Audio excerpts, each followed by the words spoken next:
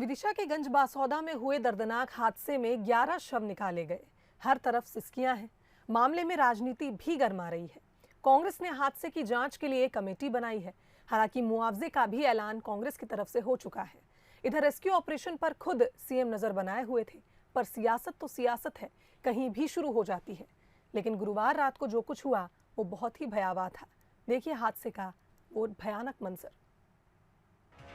जगह गंज बासौदा का लाल पठार इलाका। वक्त शाम के करीब 6:30 बजे।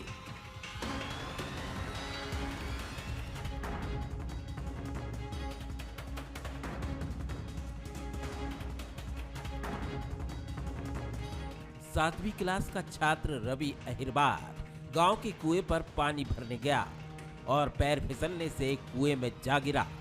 रवि के कुएं में गिरते ही चीख पुकार मच गई। देखते ही देखते कुछ लोग रवि को ढूंढने कुएं में उतर गए और तमाशबीनों का जमावड़ा भी कुएं पर लग गया।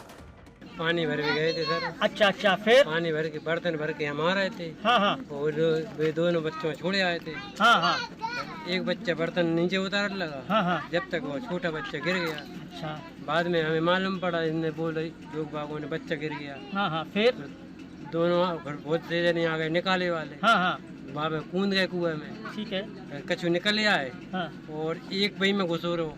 हाँ तो ऊपर से छत टूट गई। अंधेरा छाने लगा था और नीचे कुएं में रवि की तलाश चल रही थी। इस बीच कुएं पर लोगों की भीड़ भी बढ़ती जा रही थी। शाम के करीब 7 बजे अचानक ही कुएं की जाली टूट गई और कई लोग कुएं में जा समाये। करीब 20 लोगों को जैसे तैसे बाहर निकाल लिया गया, लेकिन कुछ लोग पानी में समा गए।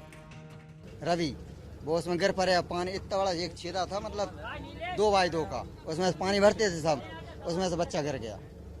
अब गिर गए तो 4-5 लड़के जो नीचे उतरे, अब वे उतर गए तो रस्सी से उतर गए। उतरने के बाद ऊपर आए हैं तो कम से कम 50-60 पब्लिक थी यहाँ पे। और एकदम वो पूरा को पूरा, मतलब जो गाटर रहते हैं, गाटर टूट गया बीच में से और डायरेक्ट नीचे गिर गए सब लोग। जितने ढींढी पे थे वे तो बच गए बेचारे, और जो कम से कम 25 से 30 आदमी थे बीच में वे दब गया। वो बच्चा भी सबसे नीचे दब गया। रात करीब 8:30 बजे प्रशासन की टीम मौके पर पहुंच गई और कुएं का पानी खाली करने के लिए मोटरें लगाई गई और जेसीबी और पोकलिन मशीन से कुएं के बगल में खुदाई शुरू कर दी गई। विदिशा में मौजूद सीएम शिवराज सिंह चौहान ने वहीं तत्काल मॉनिटरिंग रूम बनाकर निगरानी शुरू कर दी और विदिशा के प्रभारी मंत्री विश्वास सारंग को घटनास्थल के लिए रवाना किया गया। वाराणसी से भी एनडीआरएफ की टीम फिर आ गई है। रात भर काम करते हुए जो थके उनको रिप्लेस करने के लिए एनडीआरएफ और एसडीआरएफ की टीमें पहुंच गई है।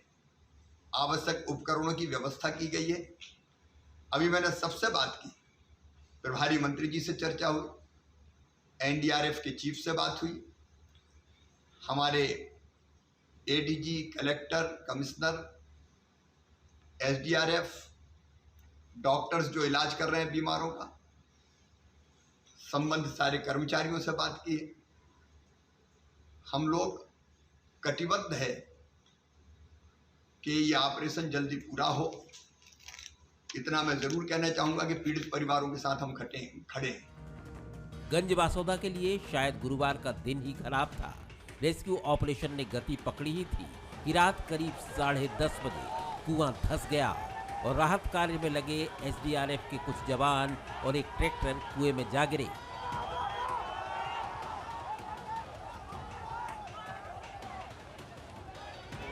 किसी तरह से इन्हें बचाया जा सका। इस घटना के बाद राहत कार्य की गति धीमी पड़ गई और सतर्कता से बचाव कार्य किया जाने लगा। बहुत ही दुर्भाग्यपूर्ण घटना है और जनता में अपने को खोने का दुख और दर्द रहता है और पुलिस उनकी संवेदना से जुड़ी हुई है और दुर्घटना है। इसमें किसी के ऊपर नाराजगी और आक्रोश होने का समय नहीं है या आरोप प्रत्यारोप का भी समय नहीं है।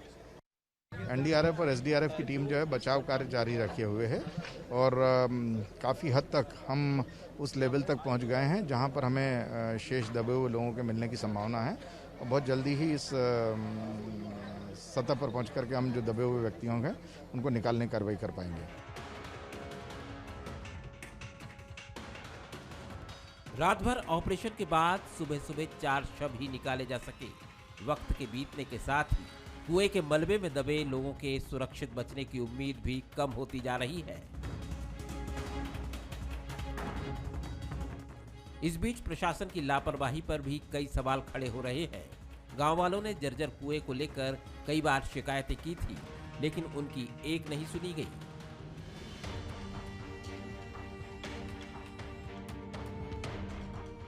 और अब लाल पठार में गम और आंसुओं के सिवा कुछ भी नहीं बचा है।